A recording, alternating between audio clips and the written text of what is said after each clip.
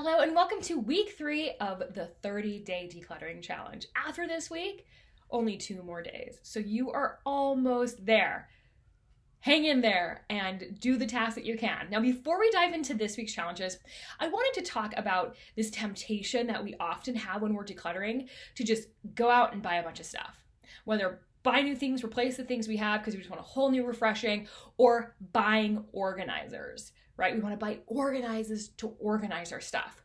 But I want to caution you against that because, in fact, going out at the start of a big decluttering effort can actually be adding to your clutter. It could be creating more problems. So hold off unless it follows a very certain criteria. Okay, unless basically, in fact, the criteria would be is if you have a really clear vision of what you want to do with that space and nothing you have actually works. You need to actually go out and purchase that. If you have a very clear vision and you are convinced that this is the only way, I get that. I've been there. Otherwise, you want to hold off. And in fact, I want to get into some rules for buying organizational stuff.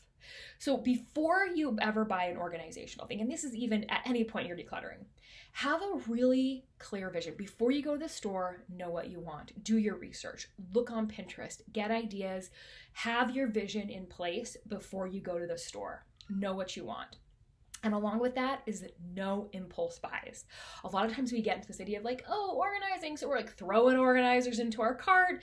We've spent a couple $100 and we don't necessarily have a clear place for all these, which again, that means these organizers are adding to the clutter. Now, another reason you don't want to go out and buy a bunch of organizers, because as you get rid of things, you have fewer things that need to be organized. Okay, you eliminate the need for some of these organizers. And two, as you get rid of things and go through and really curate your possessions, a lot of times you free up organizers that can be used for other things. So as best you can, hold off until you're really at the end of your decluttering journey before investing in organizational stuff.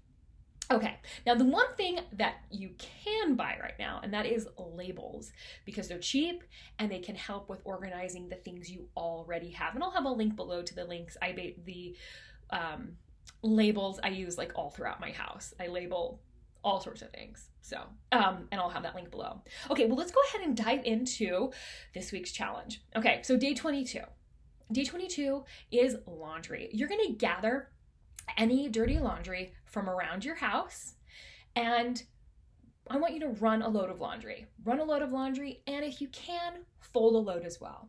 Now, this might be stuff you do anyway, but yes, it's part of decluttering our house. It's part of keeping our home clean. So laundry on day 1 of this week. So day 2, or day 23 of the challenge, you're gonna actually clean up your laundry space. Whether you have a closet, a nook, a room, you're gonna organize this space. Clear everything out. If cupboards, surfaces, shelves, wipe things down, including the tops of your washing machine and dryer. Try to clean out if there's anything that's fallen in between. Wire hangers work great for grabbing those things, or the end of brooms if you need to fish things out from behind. Vacuum, clean everything out, go through stuff, put everything back in. You're gonna go through your laundry space. The next day, day 24. Look around your house, find the biggest mess, the mess that is driving you crazy, and clean that. Whether it's on your kitchen counter, whether it's in front of your kid's room, tackle that mess that is the biggest mess driving you crazy in your house. Next day, day 25, pick a cupboard or a drawer and clean it out. Clean it out, reorganize it, get rid of the trash, donate what needs to be donated, and organize what's left.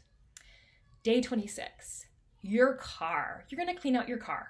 Throw out the trash, vacuum if you have a vacuum, organize anything in little consoles if you need to, wipe down surfaces, and clean your windows. If you don't have a vacuum, you don't have to go and get it vacuumed, but do wipe down the windows and wipe down surfaces because you should have those kind of cleaning supplies at home.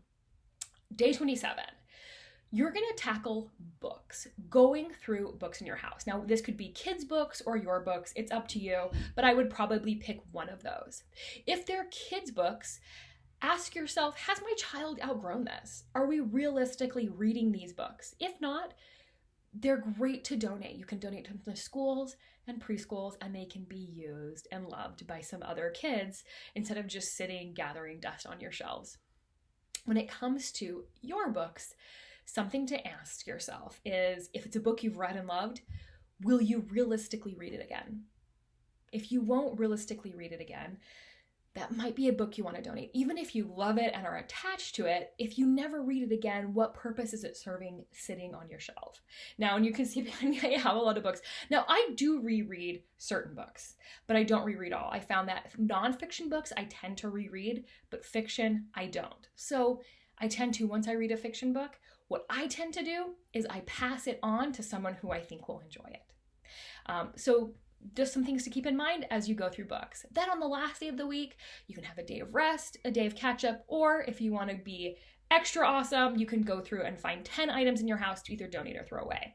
And that is it for week 4. And I will see you for the very end of the challenge next week.